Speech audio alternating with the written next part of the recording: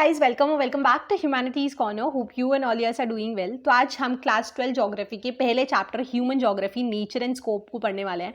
तो बेसिकली यार एक वन शॉट लेक्चर होने वाला है जिसमें विद इन 20 मिनट्स हम कंप्लीट चैप्टर को कवर करने वाले हैं। सेकेंडली, आपको जो ये नोट्स है पीपीटी, आप इसको एज अ नोट रेफर कर सकते हो, काफी शॉर्ट फॉर्म में बनाया गया है। इसका लिंक डिस्क्रिप्शन बॉक्स में मिल जाएगा, आप इसको रेफर कर सकते हो। थर्ड, हम हर टॉपिक के बाद जो रिपीटेड प्रीवियस ईयर क्वेश्चन होते हैं, लास्ट ईयर क्वेश्चन होते हैं, उनको उनके आंसर्स के साथ डिस्कस कर रहे होंगे। तो बेसिकली ये आपका एक कंप्लीट पैकेज हो जाएगा जिसमें आपका पूरा चैप्टर इन डिटेल कवर कराया जा रहा होगा। ठीक है, तो वीडियो को स्टार्ट करने से पहले यार मैंने काफी सारे पॉलिटिकल साइंस के चैप्टर्स को अपलोड किया हुआ है। अगर आपके पास वो सब्जेक्ट है तो आप उसको भी रेफर कर सकते हो।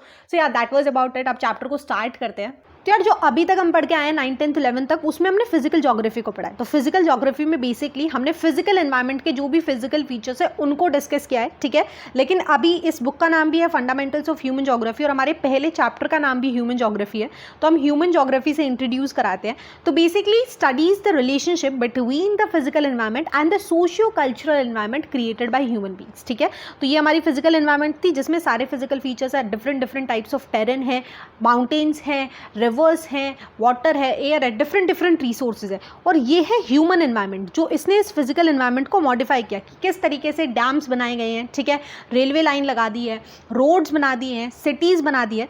तो ह्यूमन ज्योग्राफी में हम यही पढ़ते हैं कि किस तरीके से ह्यूमन ने टेक्नोलॉजी की हेल्प से फिजिकल एनवायरनमेंट को इस ह्यूमन सोशियो कल्चरल इस मॉडिफाइड एनवायरनमेंट के अंदर कन्वर्ट कर दिया है। ठीक है, तो अब नेक्स्ट टॉपिक हमारा स्टार्टिंग होता है नेचर ऑफ ह्यूमन ज्योग्राफी। उससे पहले यार हमारी जो इसी चैप्टर के सेकंड पेज के ऊपर एक बॉक्स दिया हुआ है जिसमें काफ़ी सारी डेफिनेशन दी गई है। एक बार उनको पढ़ लेना, क्योंकि आई गेस 2021 के टर्म 1 वाले एग्जाम्स के अंदर MCQ में क्वेश्चन आया, उसमें सबसे इंपॉर्टेंट ये रेड्जेल वाली है और इसी से ही क्वेश्चन आया था। ह्यूमन ज्योग्राफी इन्होंने डेफिनेशन दी है और ये इजी भी, आप इसको भी याद कर सकते हो अगर आपको पिछली वाली याद ना करनी हो। तो that is human geography is the synthetic study of relationship between human societies and earth surface. Same वही बात बोल रहा है कि it emphasize on the relationship जो कि ह्यूमन सोसाइटी का और जो अर्थ सरफेस का, नेचुरल सरफेस का है। ठीक है, अब जो कोर कंसर्न है इस चैप्टर को वह यही है कि हमें अंडरस्टैंड करना है, हमें ये चीज़ समझनी है कि अर्थ जो है वो होम है ह्यूमन बींग्स का और इसके अंदर काफ़ी सारे ऐसे एलिमेंट्स हैं, काफ़ी सारे रिसोर्सेज है जिसकी वजह से ह्यूमन बींग सर्वाइव कर पा रहे हैं और उन्होंने इस अर्थ को काफ़ी हद तक मॉडिफाई कर दिया अपनी नीड्स के अकॉर्डिंग। ठीक है, तो ह्यूमन बींग्स ने इन्हीं रिसोर्सेज को यूज़ करके घर बना दिए, विलेजेस बना दिया है, सिटीज़ बना दिए, पोर्ट्स बन गए हैं, डेली यूज़ की जितनी भी हम चीज़ें देखते हैं तो उसमें बहुत सारा मॉडिफिकेशन है। ठीक है, लेकिन इन टर्न काफ़ी सारी चीज़ें हमने बहुत ज़्यादा ओवर यूज़ कर दिए, एक्सप्लॉइट कर दिया रिसोर्सेज की वजह, रिसोर्सेज को, जिसका इम्पैक्ट इवेंचुअली हमारी लाइफ्स पर ही पड़ रहा है। ठीक है, तो अब बेसिकली हमने पढ़ लिया कि ह्यूमन ज्योग्राफी का हमें थोड़ा सा आइडिया लग गया कि किस तरीके से ह्यूमंस ने जो मॉडिफिकेशन किया है फिजिकल एनवायरनमेंट के अंदर वो आता है हमारा ह्यूमन ज्योग्राफी के अंदर। ठीक है, तो अब ये मॉडिफिकेशन किसकी मदद से किया यार? ये मॉडिफिकेशन किया है टेक्नोलॉजी की मदद से। ठीक है, तो बेसिकली हम ये कंक्लूड कर सकते हैं कि ये जो भी मॉडिफिकेशन हुआ है इसके लिए टेक्नोलॉजी सबसे इंपॉर्टेंट एलिमेंट रहा है। ठीक है, लेकिन यार टेक्नोलॉजी को डेवलप करने के लिए सबसे इंपॉर्टेंट होता है कि हमें नेचुरल लॉ को समझना पड़ेगा। ठीक है, अब नेचर का लॉ है, हमने जब फ्रिक्शन और हीट के कॉन्सेप्ट को पढ़ा तभी तो हमने फायर को डिस्कवर किया ना। सिमिलरली जब हमने DNA के सीक्रेट्स को अच्छे से डिटेल में समझा, जो उसका नेचुरल लॉ है, उसके बाद ही हम काफ़ी सारी डिजीज से कॉन्कर कर पाने के सॉल्यूशंस ढूंढ पाए। ठीक है, तो टेक्नोलॉजी वो एलिमेंट है जिसकी वजह से ह्यूमन बीइंग नेचर के साथ इंटरैक्ट करके उसने ये सारी चीज़ें बनाई है। और टेक्नोलॉजी को डेवलप करने के लिए इंपॉर्टेंट होता है कि हमें नेचुरल लॉज को समझना पड़ेगा। ठीक है, तो बेसिकली हमें नेचर की नॉलेज होनी चाहिए, तभी हम टेक्नोलॉजी को डेवलप कर सकते हैं। And technology loosens the shackle of environment on human being. ठीक है, तो जो भी बैरियर्स थे उसको वो हटाने का काम करती है। तो क्वेश्चन आया 2015 के अंदर 3 मार्क्स के अंदर, the knowledge about nature is extremely important to develop technology. आपको 3 एग्जांपल्स देने हैं, हम भी आगे पढ़ के आए हैं। ठीक है, तो ये एक बेसिक इंट्रोडक्शन था और यहीं पे ऑलमोस्ट हमारा आधा चैप्टर खत्म हो जाता है। ठीक है, इसमें से ज़्यादा क्वेश्चन आते ही नहीं है इस चैप्टर में से। इसके अंदर 2 बहुत इंपॉर्टेंट टॉपिक आते हैं, that is naturalisation of human and humanisation of nature. उन्हें अभी हम आगे डिटेल में पढ़ने वाले हैं। इनसे भी क्वेश्चन कभी भी 5-6 नंबर में आता ही नहीं है, हार्डली 3 मार्क के अंदर आता है, वो हम डिस्कस करने वाले हैं। फटाफट से पढ़ते हैं। तो बेसिकली सबसे पहले एक स्टोरी दी गई है, इससे स्टार्टिंग करते हैं। तो ये स्टोरी एक बेंडा नाम के लड़के की है जो बेसिकली एक वाइल्ड फॉरेस्ट एरिया के अंदर रहता है, सेंट्रल इंडिया के अंदर। ठीक है, और इनकी जो ट्राइबल पॉपुलेशन है एक तरीके से ये, ठीक है, इनकी 3 हट्स है जिसके अंदर इनकी पूरी ट्राइब रहती है। साथ के साथ ये शिफ्टिंग कल्टीवेशन को प्रैक्टिस करते हैं अपने सर्वाइवल के लिए। ठीक है। अब दिया गया है कि जो ये बैंडा है ये यूजुअली रोज़ के तौर तरीकों की तरह फॉरेस्ट के अंदर रोम कर रहा होता है एक छोटी सी स्कर्ट पहन के, ठीक है। एंड वो सडनली ये सोचता है कि मैं कितना लकी हूँ, ठीक है, कितना लकी हूँ कि ये फॉरेस्ट हमारे पास है, जिसे मैं चाइल्डहुड से रहता आ रहा हूँ। यहाँ पे महुआ के पेड़ है, पलाश के पेड़ है, साल ट्रीज़ है, जिनसे इवेंचुअली हमें अपना खाना मिल जाता है, ठीक है, या इन्हीं के पत्ते वगैरह तोड़ के हम अपने कपड़े बना लेते हैं। इन्हीं के नीचे हमने अपनी झोपड़ियाँ बनाई हुई है जिसके अंदर हम रह रहे हैं। तो ये अपने आप को कितना लकी रिगार्ड करता है कि हमारे पास सारी चीज़ें हैं, ठीक है। इसीलिए वो जो फॉरेस्ट होता है उसको थैंक यू करता है, ठीक है, कि आपने हमें घर दिया है, छत दिया है, खाना दिया है, पानी दिया है, सारी चीज़ें दिया है। तो वो थैंक यू करता है और वो ये होप करता है कि ये जो फॉरेस्ट की स्पिरिट है, दया है, ये हमारे ऊपर हमेशा बनी रहे, जो काइंड है इसकी, ये ऐसे ही हमें सारी चीज़ें फुलफिल करके देता रहे, इस तरीके के खाने वाने, ठीक है। तो बेसिकली स्टोरी से हमें ये समझ में आता है, ये रिफ्लेक्ट करती है कि किस तरीके से जो ये ट्राइबल पॉपुलेशन है ये डायरेक्टली डिपेंडेंट है नेचर के ऊपर अपने सर्वाइवल के लिए, ठीक है।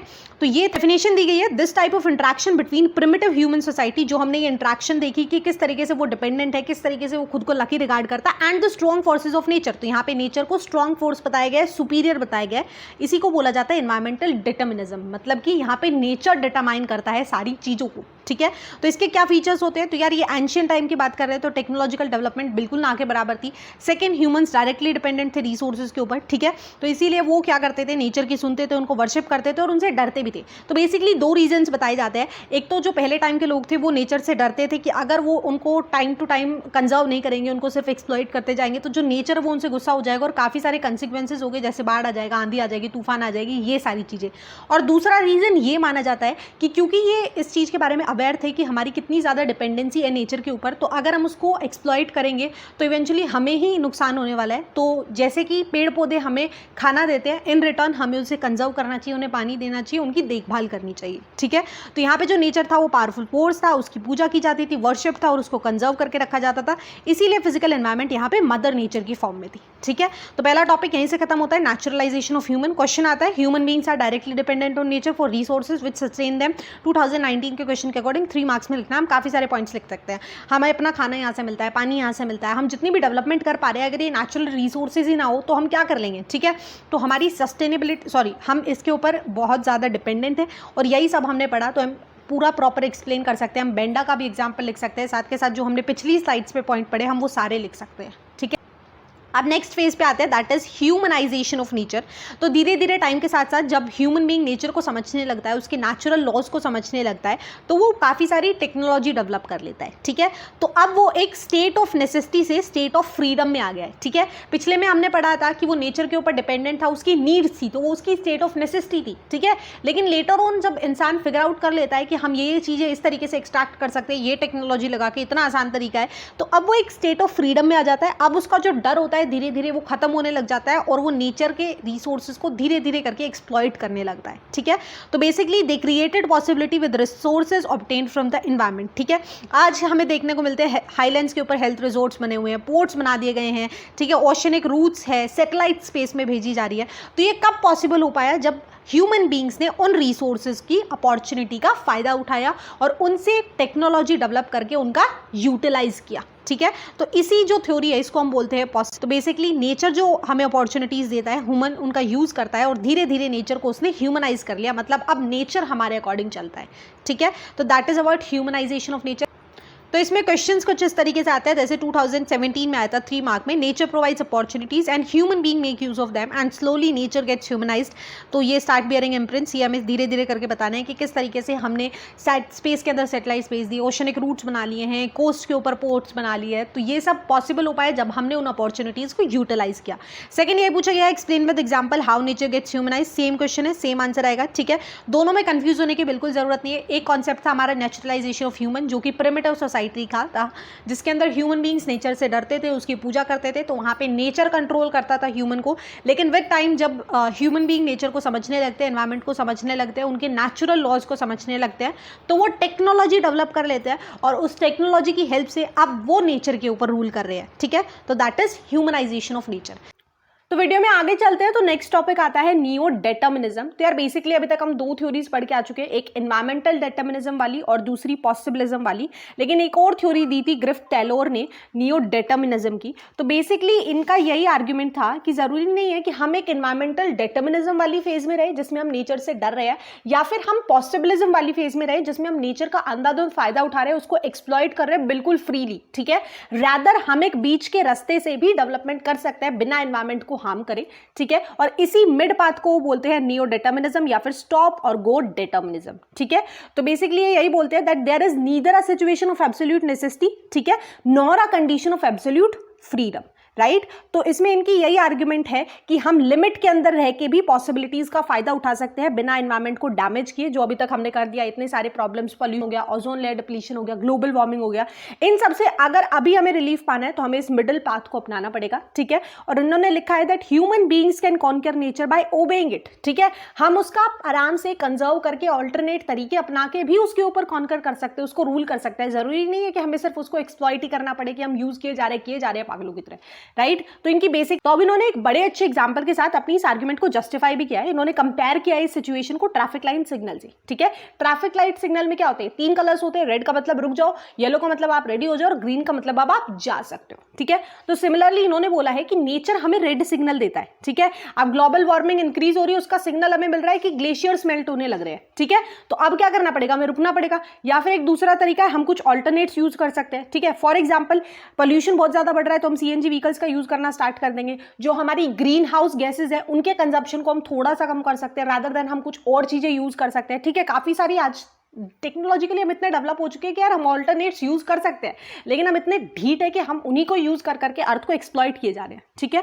तो नेचर ने हमें रेड सिग्नल दिया तो उस टाइम पे या तो हमने बिल्कुल स्टॉप कर दिया या फिर हमने उसके ऑल्टरनेट्स यूज कर लिए। उसके बाद कुछ टाइम बाद, जैसे कि क्या होता है, हमने पढ़ा है कि लैंड को छोड़ दिया जाता है थोड़े टाइम के लिए, 6 महीने 1 साल के लिए, ताकि वो फर्टिलिटी अपनी खुद से रीगेन कर ले, राइट। तो इसी तरीके से थोड़े टाइम के लिए नेचर को अपने हाल पे छोड़ दो, वो दोबारा से रीगेन करने लग जाएगी। कोविड के टाइम पे बहुत सारी न्यूज आई थी कि ओजोन लेयर का जो होल है वो धीरे धीरे कम होने लग रहा है, राइट। तो यही था कि उस टाइम पे इंडस्ट्रीज इतनी अच्छे एफिशिएंटली उस स्पीड से काम नहीं कर रही थी, तो वो जो कंजप्शन था वो कम हो रहा था, गैसेस का जो इवोल्यूशन था, एक्सप्लोजन था, वो कम हो रहा था, तो इवेंचुअली वो हील होने लग गई थी, राइट। तो या तो हम स्टॉप कर देंगे या फिर हम ऑल्टरनेट यूज कर लेंगे। उसके कुछ टाइम बाद, कुछ सालों बाद, जब एनवायरमेंट हमें येलो सिग्नल देने लगेगा, उस टाइम पे कंडीशन थोड़ी बैलेंस हो जाएगी, तब हमें रेडी होना है। अब रेडी होने का मतलब ये नहीं है दोबारा से हम वही चीजें करने लग जाए, ठीक है। ऑल्टरनेट्स का भी यूज करेंगे के साथ उन जो भी ऐसे केमिकल्स है, ऐसे गैसेज है जो एनवायरमेंट को हार्म करती है, उनको एक लिमिट तक ही यूज करेंगे जहां तक हमें उनकी जरूरत है, ठीक है। ग्रीड नहीं करनी है किसी भी चीज की। उसके बाद ग्रीन सिग्नल का मतलब गो। तो बेसिक सा यही एक इन्होंने एग्जांपल दिया था, ठीक है। इसके बाद नेक्स्ट पॉइंट में यही लिखा गया है कि जो फ्री रन किया डेवलप्ड इकोनॉमीज ने उस टाइम पे, जो यूएसए हो गया, ब्रिटेन हो गया, इन कंट्रीज ने जो दूसरी कंट्रीज में जाके अपनी कॉलोनीज बनाई, ट्रेड के पर्सपेक्टिव से गए थे, वहां के उनके रिसोर्सेज को एक्सट्रैक्ट किया, अपने रिसोर्सेज से इंडस्ट्रियल डेवलपमेंट की, स्पेशली 16, 17, 18 सेंचुरी के अंदर। उसकी वजह से हमें आउटकम्स देखने को मिल गए, green house effect, ozone layer depletion, global warming, receding glaciers, degrading land, ठीक है। तो हमें यहाँ से सीख लेनी चाहिए कि किसी भी चीज का ओवर यूज हमारे लिए ही नुकसानदायक होता है, राइट। तो अभी बहुत इंपॉर्टेंट है कि हम ऐसे कुछ ऑल्टरनेट्स यूज करें, एनवायरमेंट के रेड सिग्नल्स को समझें और फिर उसके लिए कुछ ऑल्टरनेट्स सर्च करें, ताकि हमारी फ्यूचर जनरेशन के लिए रिसोर्सेज डिप्लीट ना हो, खत्म ना हो, ठीक है। तो बेसिकली इस कॉन्सेप्ट के थ्रू इन्होंने एक अटेम्प्ट किया है, ये जो बैलेंस था ईदर और का, इसको न्यूलिफाई करने के लिए।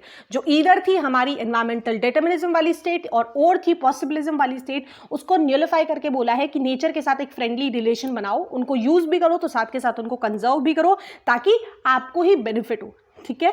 अब नेक्स्ट टॉपिक पे चलते हैं, तो that is human geography through the corridors of time. इसको स्टार्ट करने से पहले नियो डिटर्मिनिज्म वाला टॉपिक है, इससे काफी बार क्वेश्चन आ सकता है, चांसेस है।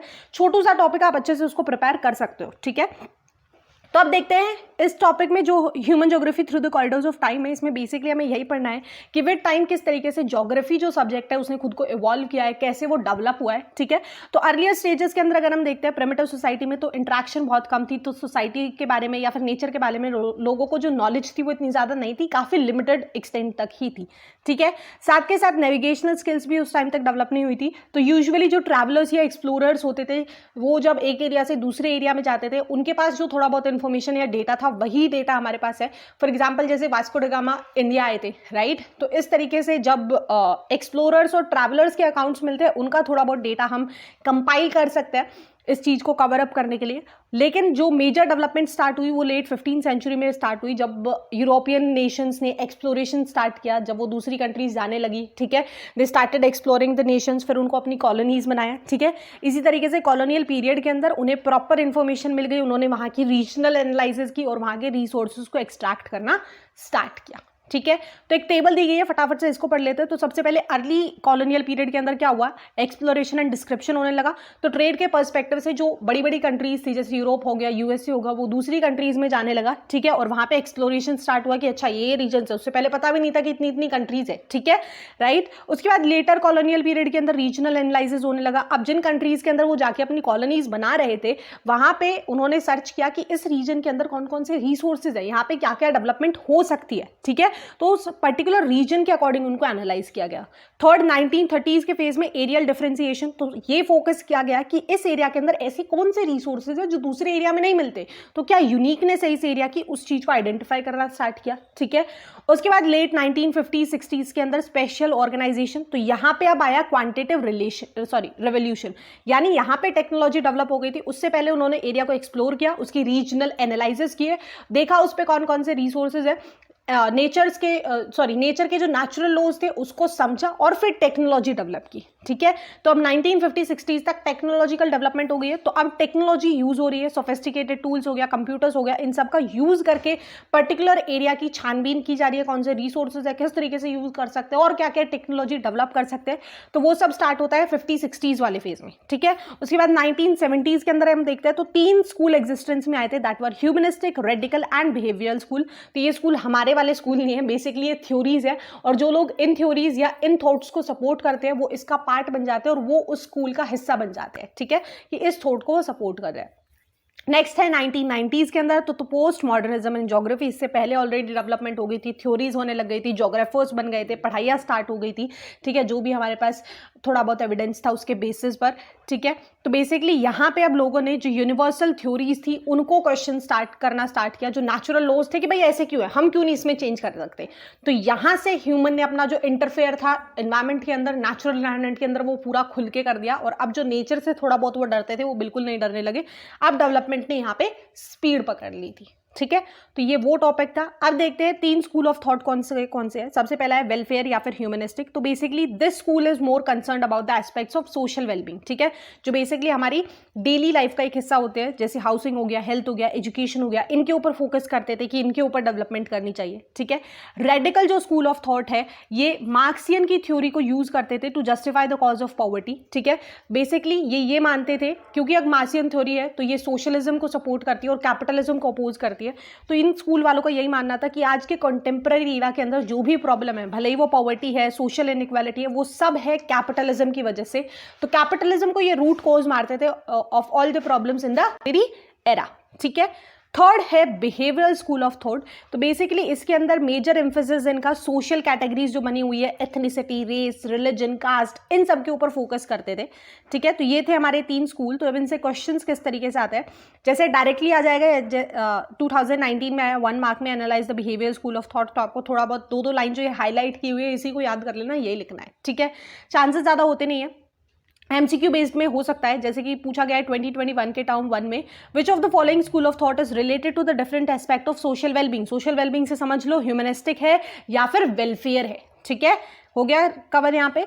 अब नेक्स्ट टॉपिक पे आते हैं जो आई थिंक इसका लास्ट टॉपिक है, दैट इज फील्ड्स एंड सब फील्ड्स ऑफ ह्यूमन ज्योग्राफी। तो बेसिकली ह्यूमन ज्योग्राफी यार एक बहुत बड़ा सब्जेक्ट है, बहुत वास्ट सब्जेक्ट है, इसकी काफ़ी सारी इंटरडिसिप्लिन्स है, ठीक है। हमें ज्योग्राफी का कुछ कॉन्टेक्स्ट पॉलिटिकल साइंस में भी पढ़ने को मिलेगा, ज्योग्राफी का कुछ कॉन्टेक्स्ट जब हम साइंस के कुछ सब्जेक्ट्स पढ़ते हैं, जैसे एंथ्रोपोलॉजी हो गया, साइकोलॉजी हो गया, पेस्पोलॉजी हो गया, एपिडेमोलॉजी हो गया, हिस्ट्री हो गया, इन सब में देखने को मिलता है, ठीक है। तो ये सब है यार इसकी सिस्टर डिसिप्लिन्स जिसमें हमें ज्योग्राफी का काफ़ी हद तक कॉन्टेक्स्ट देखने को मिलता है।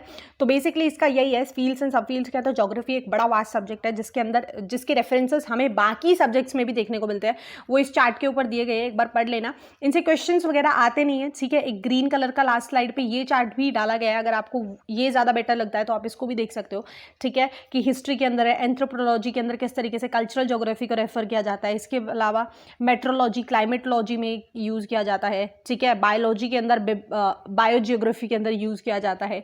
ये सारी चीज़ें इसमें दी गई है, आप इसको देख सकते हो। समराइज कर लेते हैं, बहुत छोटू सा चैप्टर है। तो सबसे स्टार्टिंग में हमने ह्यूमन ज्योग्राफी को पढ़ा कि ह्यूमन ज्योग्राफी स्टडी है that studies the relationship between the physical environment and the human environment that was created by the humans with the help of technology.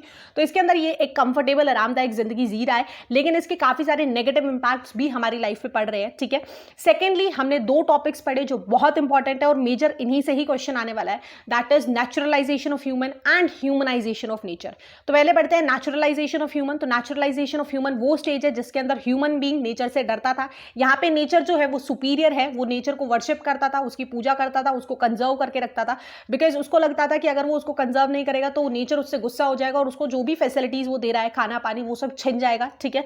तो इसीलिए वो उसको कंजर्व करके रखता था और बेसिकली यहाँ पे सारी चीजें एनवायरमेंट डिटरमाइन कर रहा होता था, इसीलिए इस फेज को हम बोलते हैं एनवायरमेंटल डिटर्मिनिज्म, ठीक है। फेज पे आते हैं तो that is humanisation of nature. तो बेसिकली विद टाइम जब ह्यूमन ने नेचर को समझ लिया, उसके नेचुरल लॉज को समझ लिया, तो ह्यूमन ने टेक्नोलॉजी को डेवलप कर लिया और अब यहाँ पे ह्यूमन सुपीरियर हो गया, बिकॉज अब वो नेचर को अपने अकॉर्डिंग कवर करता है, अब वो नेचर से डरता नहीं है।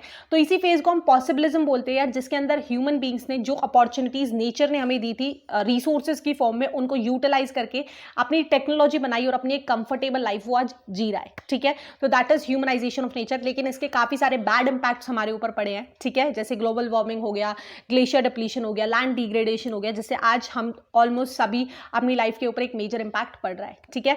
नेक्स्ट थर्ड एक और थॉट आया था, दैट वाज नियो डिटर्मिनिज्म, जो कि ग्रिफ्ट टैलोर ने दिया था। तो बेसिकली ये यही आर्ग्यू करते हैं कि जरूरी नहीं है कि हम एनवायरमेंटल डिटर्मिनिज्म वाले फेज में जिए या फिर पॉसिबिलिज्म वाले में, हम एक मिडवे के थ्रू बिना एनवायरमेंट को हार्म किए by obeying the nature development कर सकते हैं। उसमें उन्होंने सिग्नल लाइट वाले एग्जांपल से कंपेयर करके हमें समझाया था, ठीक है।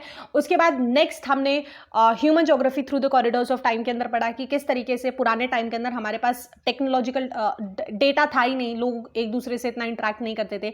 लेकिन 15th सेंचुरी के अंदर जब यूरोपियन एक्सप्लोरर्स दूसरी कंट्री के अंदर जाने लगे ट्रेड के पर्सपेक्टिव से, तो वहां पे उन्होंने रीजनल एनालिसिस स्टार्ट किया और जब एक बार उन्होंने नेचर को समझ लिया, रिसोर्सेज को समझ लिया, तो उन्होंने टेक्नोलॉजी को डेवलप किया और उसके बाद क्वांटिटेटिव रेवोल्यूशन वाला फेज आता है, जिसके अंदर सोफिस्टिकेटेड टूल्स की हेल्प से रिसोर्सेज को एक्सट्रैक्ट करके उनको एक्सप्लॉइट किया जाता है। तो that was about this phase. उसके बाद लास्ट हमने पढ़ा सिस्टर डिसिप्लिन्स की। ज्योग्राफी एक बड़ा वास्ट सब्जेक्ट है, हमें बहुत डिफरेंट सब्जेक्ट्स के अंदर उसकी इन्फ्लुएंस देखने को मिलती है, हमें उसका लिंकेज देखने को मिलता है, ठीक है। आई होप एक्सप्लेनेशन अच्छा लगा हो और अगर वीडियो पसंद आया तो लाइक शेयर सब्सक्राइब जरूर कर देना। So yeah that's all for today, see you in next, bye bye.